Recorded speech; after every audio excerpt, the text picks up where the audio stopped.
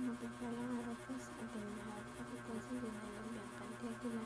Ito po ang aking 52 devotion para sa ating 365 daily devotion na pinamamalang paano sumamba ng amin sa oras ng Diyos. At ang tawag natin ngayon ay charismatic.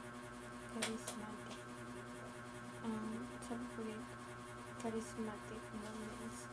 At when referring to any groups of people that trace their historical origin to the charismatic renewal movement of the 1960s and 1970s, charismatic churches emphasizes spirit and spiritual gifts. Ang Bible verse po ng pagbasa, Mark verse 7, chapter 6 to 7. Sabi po dito, he replied, Isaiah was right when he prophesied about you hypocrites, as it is written, these people only live their lives, but their hearts are far from me. They worship me in vain, their watching are merely human figures. Sa naman po, at sabi niya sa kanila, tama ang pahiyaw ni Isaias. Tungkol sa inyo na mga mapagkunwari, ayon sa nasusulat, iginagala ako ng bayang ito sa kanilang mga labi, subalit ang kanilang puso ay malayo sa akin. At walang kabuluhan ang pagsamba nila sa akin ay naturo bilang araw para lang ang mga utos ng mga tao. Ang teachings for number 1, worshiping God involves the intellect. Sabi ko ito, pag worship natin sa God, dapat naunwa intellect, yung utak. Pagkakabasa ng Bible, dapat inuunawa natin, hindi lang basta-basa. Kailangan inuunawa rin isang simbolo natin, isang sakripisyo din dapat ginagawa at pinapamuhay natin ito at intellect tayong tao pag nag-worship tayo kay God. Nandito po, worshiping God involves emotion, diba?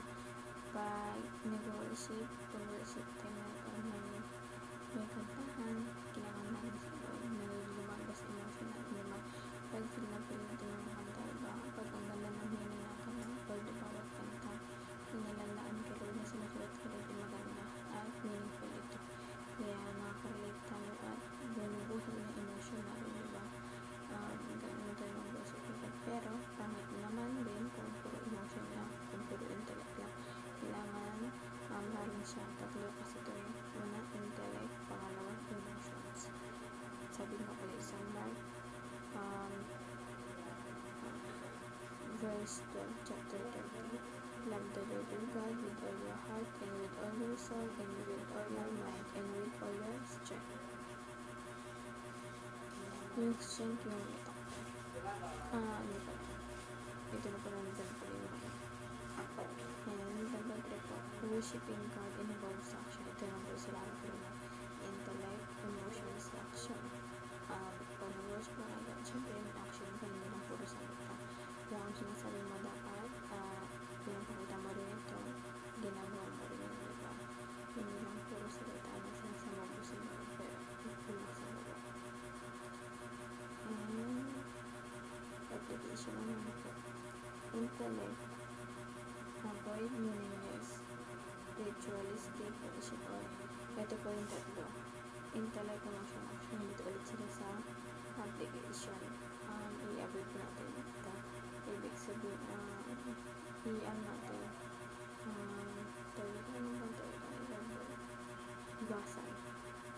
Iwasan natin yung mga meaningless na ritualistic na worship. I-avoid natin. Number 2,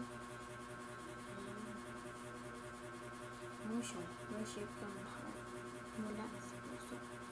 Hindi lang talaga, yung parang nandun ka lang, pero yung puso mo wala, ang pangatanan na dapat worship ka buong puso, binibigay mo na ba yung puso, binibigay mo na kayo buong 100%, diba?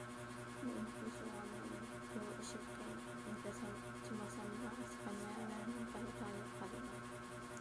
Kaya nga siguro ito, ang pangalan sila ito ng these people only with their lips, sinasabi mo lang, pero but their hearts are far from me. pray rin po siya na malapit kay Lord, pero sinasabi natin, malapit tayo sa Kanya.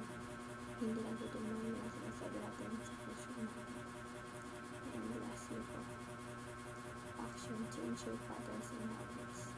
Ito po, action, i-change natin yung habits and patterns na yung mga nakasanayan natin pero indasa.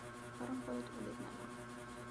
Kailangan baguhin na natin yung pagpapaano. Kasi parang minsan baka rin sa isip at ulit-ulit na lang. Kasi parang wala na sa puso mo, parang yung pattern na yun sa'yo, yung ka nasanay ka, inuulit-ulit mo na. Kaya kailangan ngayon na baguhin na natin yung pattern natin, diba?